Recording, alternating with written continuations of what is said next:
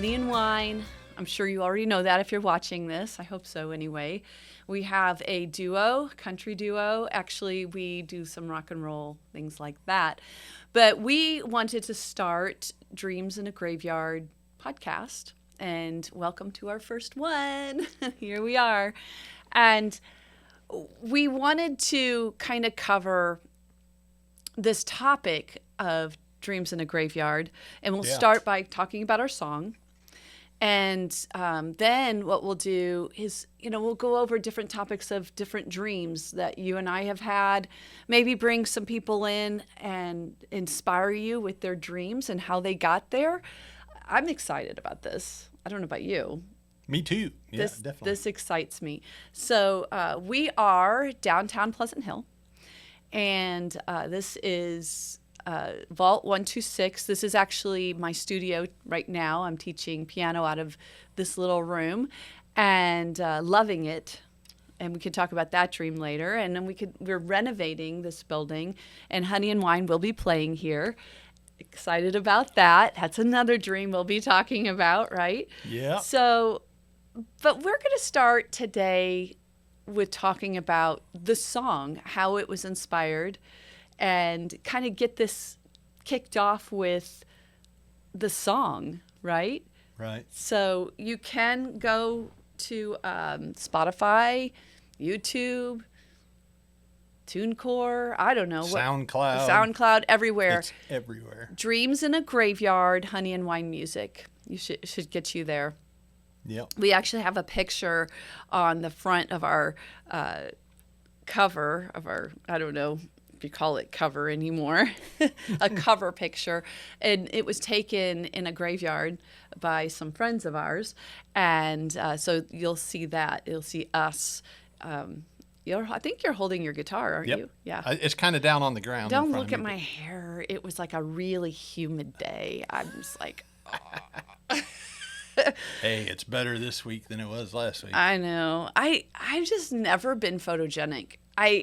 I don't feel like I have been, I have real pale skin. I don't know. And then as I get older, it's just worse. And I'm trying to not get self-conscious about all the wrinkles and deformities. But, it is what it is. It's easier for you guys. Yeah, I think it's easier for you. We don't care. At least I know. I don't know about other guys. I just want to not care. I just want to not care. This is what you get, like it or not. Yeah, I know. But I'm a girl, So anyway, Dreams in a Graveyard. I was at a Bible study, and somebody mentioned, her name's Lisa, and she mentioned a graveyard she was in, and it said dreams lay here or something to that effect. And I'm like, that just struck me as an idea for a song. And so as we're writing, I'm like, there's this idea I have, and it's, dreams in a graveyard or something like that. But instead of writing about a baby, I was thinking we could write more about maybe our dreams, not letting our dreams die. Right. Which is what we were trying to do, is not let this music dream die, because the whole idea of getting older, doing anything entertaining is very difficult. And people have, especially when the entertainment industry is all about youth. It's well, in America it is. Yeah, in America. It is more youth than anything else. Yeah, and this is the funny thing, is there was a I think it was a bar or some kind of entertainment place in Nashville, and they book a whole bunch of bands, young, old, whatever, and they did the math. There was no difference in their crowd. So it is an image that I think Hollywood really gives us. It's like, oh my gosh, if we don't do young people. No, it's not about young people. It's about good young people.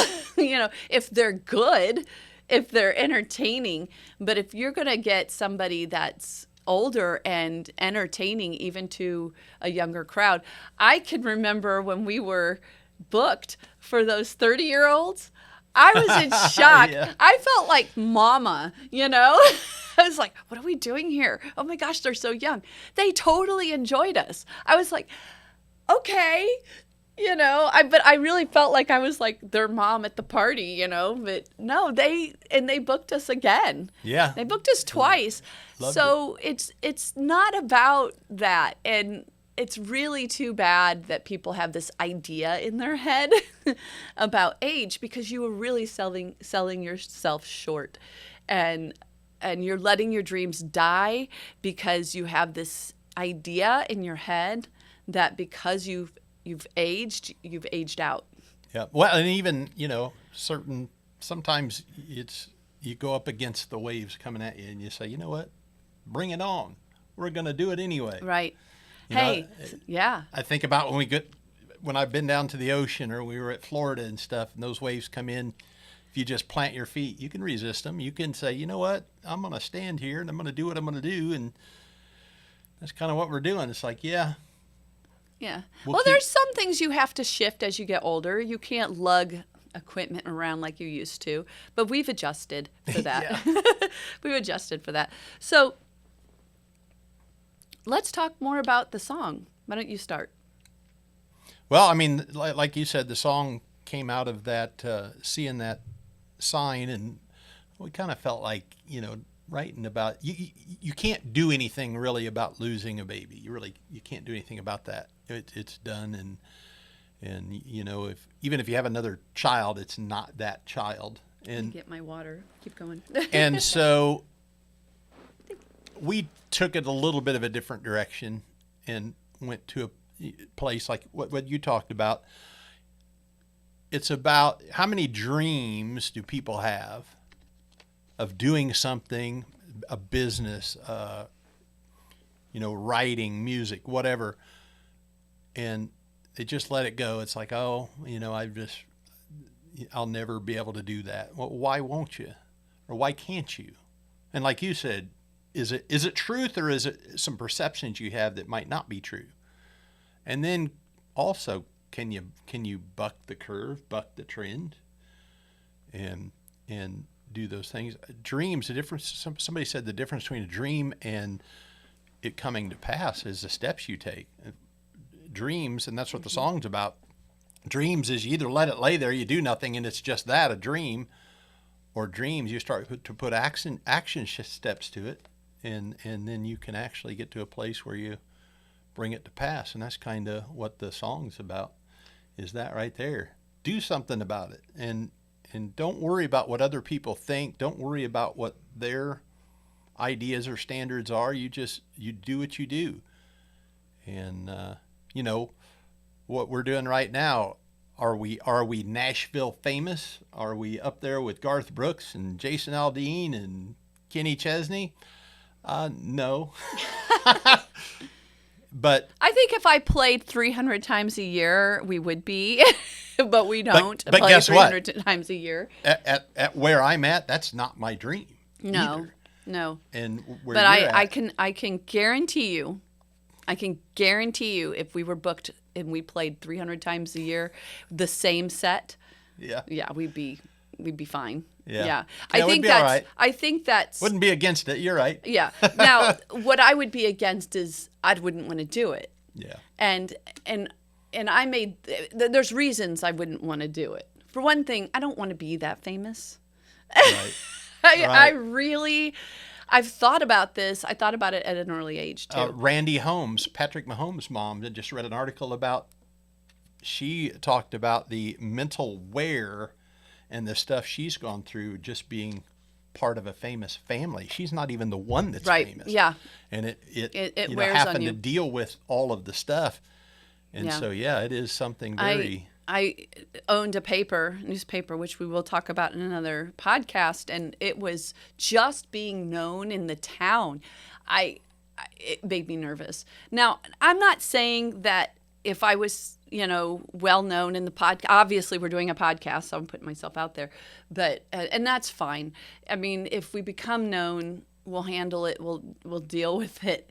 But it's not my goal to. That's not the goal. The goal is to do music well and to inspire people. And if this inspires you, we've done our job. Yeah. And so I just really would rather be famous and inspiring people than just being famous just to be famous, right? And Yeah. I think that's more where I am, right? Yeah. But to do that and have people clawing at you, oh Garth, Yeah. no. And I used to play at some of these some bars and clubs and stuff like that. I mean, very few times because I just don't like it. When I was in my 20s and maybe 30s, and just to be gawked at by the guys, I just didn't like it. Yeah. I'm just like, I'm married. This just feels weird. I don't like it. But if someone's appreciating the gift that I'm giving, that's great.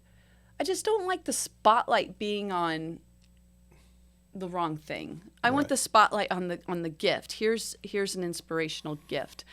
And I always want to be able to move somebody to go further in what they're doing, not to worship me. Yeah. Does that make sense? I appreciated, that's fine. I can do it with appreciation. But yeah, I was tested in that. Do you remember the story? Where I do. Okay, I do remember the story. Just made my first album, and Myron Thomas, he was at a Christian radio station. He had said, and I can't remember the guy's name. He was a big time producer way back when, and he called me, acting like he was that producer, shifted his voice and everything, and said something, Connie, I need to talk to you. We really want to sign you. Blah blah blah blah. Well, I didn't know he was kidding. He thought I would know his voice. But he shifted it a little bit. So I wasn't expecting that. So I'm like, for a good 10 minutes, I was thinking I was going to be signing papers. Yeah. And I sat down and I'm absolutely made the decision no. I had children at the time. I absolutely made the decision that's not what I wanted. I couldn't believe it. It was almost as if it was a gift. It was almost as if it was a gift, because I will never have this what if.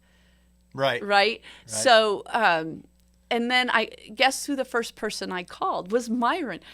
I said, Myron, guess who called me? And he's like, what? Ooh. I said, so-and-so called me, and he's interested in signing me, but I don't think I'm going to sign. But, oh, my gosh, I can't believe. Well, and he's like, oh.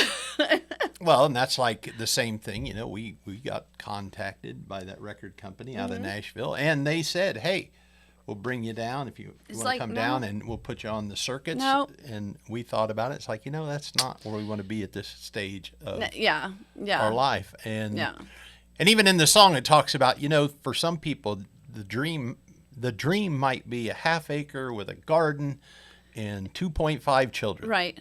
I don't know how you get the 2.5. And there was a reason we said no. They wanted way too much. Yes. So, yes. And if you're 20 years old, just getting in the industry, paying your dues is fine. But at our age, it's like, we just want to have fun right now. Yeah. So we're I drove a truck. I've drove a truck for 20 years, 2.5 million miles. Yeah. And I'm not interested in riding around on a bus with bologna and cheese sandwiches. And, Yeah. And it's like, no, I want to do that right now. So part of the song, like you said, some people dream differently, and it's okay. It's okay to dream. In the Bible, I think it's in Exodus, or I can't remember now. Ezekiel, I can't remember. It was one of the E's.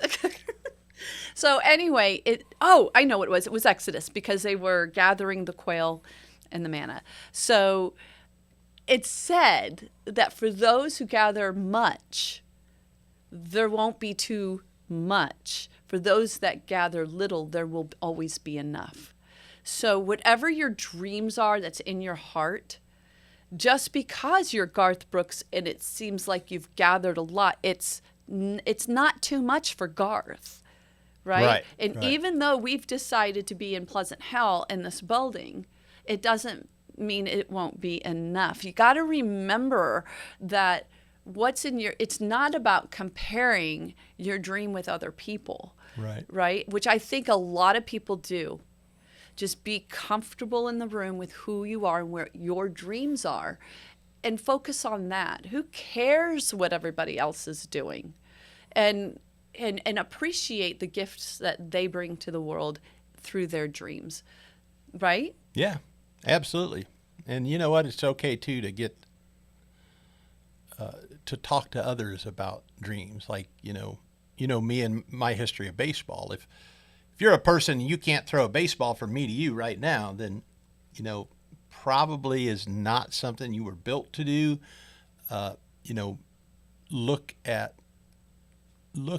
Let other people talk to you about, hey, you know what, you're really good at this. Because I can't do it. And I know a lot of people that can't do it. And it, just consider that kind of feedback as well.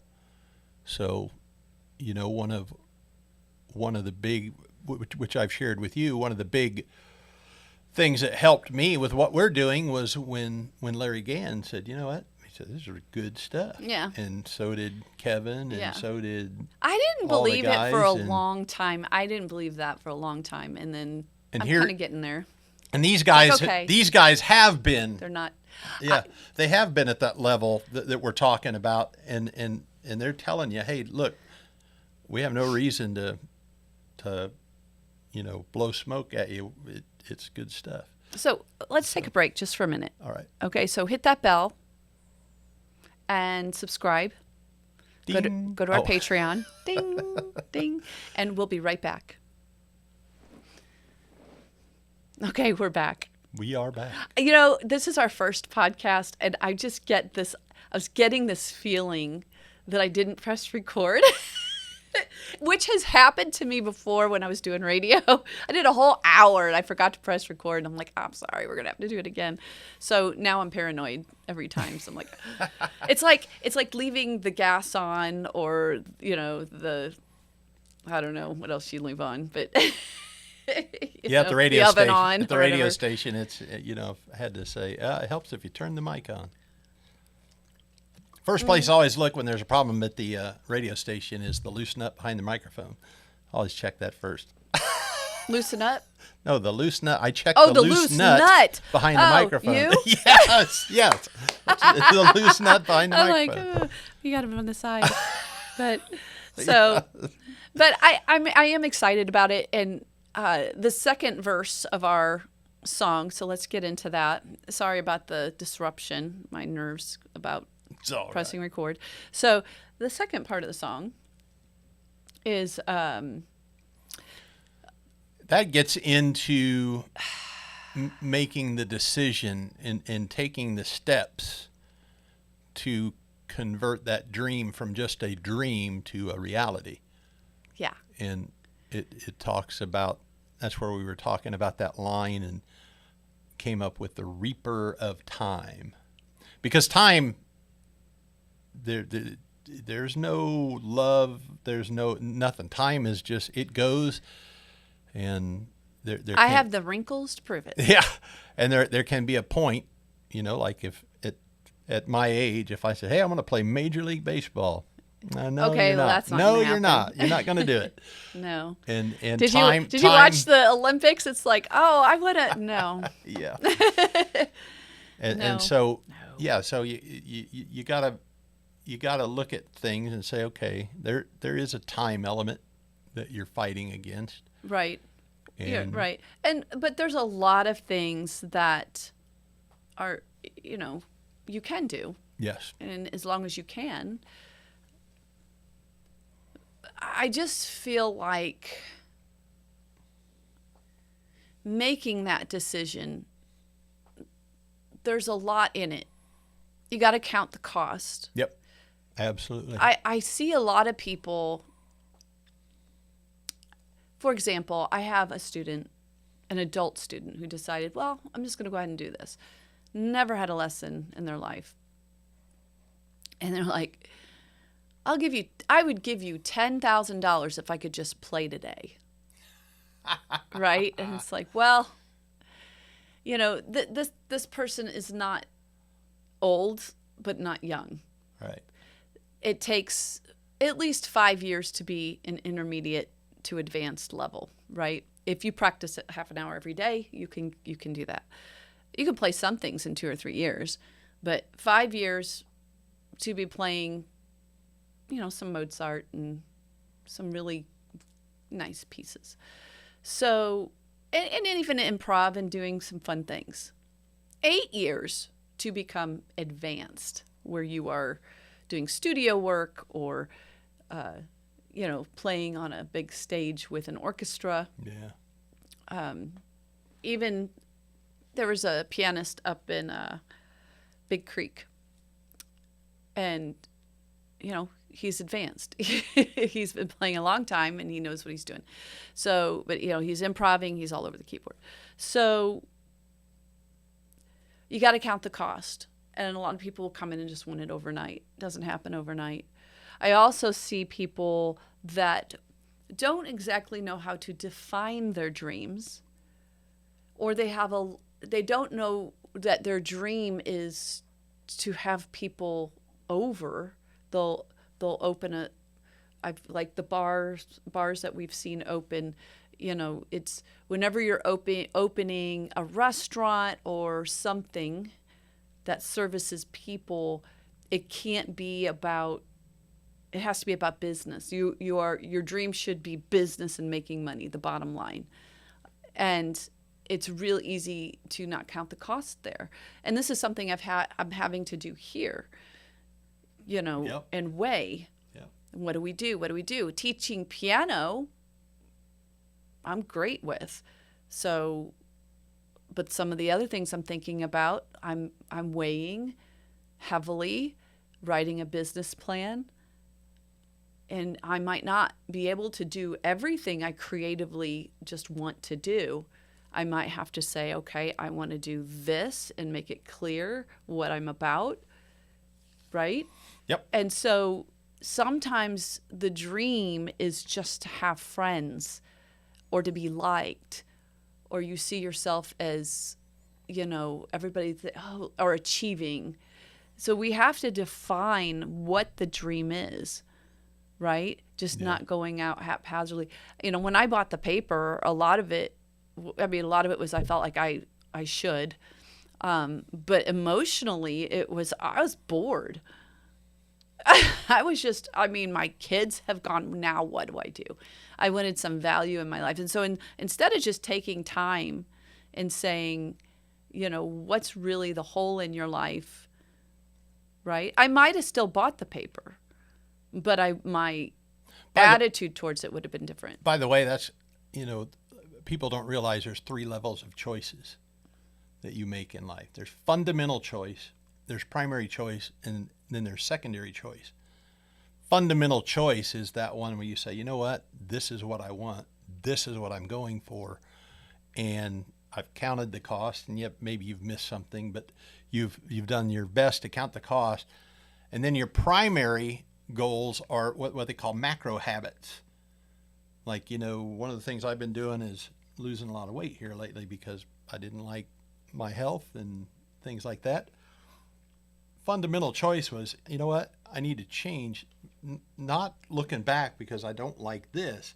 It's, you know what, I want to be healthy. I want to be able to do music. I want to be able to serve my church, serve my community. I want to be able to do these things. And if I don't do something, I'm not going to be able to do that. And so it's forward looking. It's what I want. A lot of people base that fundamental on, well, I don't like the way I am. And if that's the only thing you base it on, it's not going to last. That's where you get into that, what they call the yo-yo, because you don't like this, so you start to change. Well, guess what? Now you're not this bad anymore. So then you let off, and now you go back, and the yo-yo effect. But those macro goals, like for this, for healthy, I want optimum health. That's what I want. And so most people, the macro habit number 1, weight management, is where most people come into it from, is, hey, you know what, I need to lose a few pounds. But then you get into things like hydration and eating. That's another macro habit. Then you get into rest and sleeping. That's another. You get into places and people. That, you know, if you're going to hang I around. think that's like a whole podcast. Oh, right yeah. there. We could talk about micro habits because we have that in music as well. Yep, and that's why I bring that up is from the time factor, you only have so much time in a day, and you can get overextended. But one thing I think that I would like to do, if you're okay with it, is that I think that mindset comes first. Yes. Your thinking, You're it always is the root of it, is Absolutely. your thinking. Because you can't do micro habits. You can't count the cost. You can't identify your emotional, Well, that goes back to why. what I was saying about what you're talking about is a lot of times when people, this is a dream, it's more of a whimsical thought than an actual dream. Yeah. That's, Yeah, because we'll watch a movie or we'll go to a restaurant and we'll be inspired. Oh, I want this. This is what I want. You think you want it. Yeah. You think you want it. The newspaper was something I thought I wanted, right? And there were aspects I wanted in it and aspects I will continue to do in it. At the same time, I really understand now that, I probably would have worked for a paper before I would have bought one, or before you open a restaurant, work for a restaurant, Right. really get into what it is, right? Yeah. And, some things you can't do that in, and I get it, but know that, like, if you're going to open a restaurant, it's a lot of work. It's a lot of work. And if you think, it's like that. Did you ever see that video of this is what people think it is to own a restaurant, and this is what people, this is how it really is? Yeah. Because if that's any business, right? Nobody's going to love your business and care for it like you are. And I learned that. And because I actually came from a church environment with volunteers that they cared about the cause, and then went to be an employer thinking, and I'm like, oh yeah, these are not volunteers. This is a totally different animal. I learned a lot though. Yeah. And we will talk about that in a podcast. So some people, I've heard people say, I want to do this. I'm going to open my own whatever business because I'm tired of the 9 to 5. Well, I'm glad because now you're going to be 6 to midnight. Thank you. I know. Yes. Bob was always like, I just want a 9 to 5 job and just come home. And I'm like, yeah, I get it.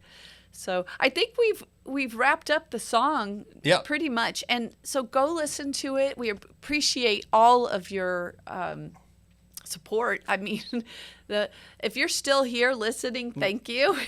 Appreciate it. Then we know we're doing something right. So until the next time.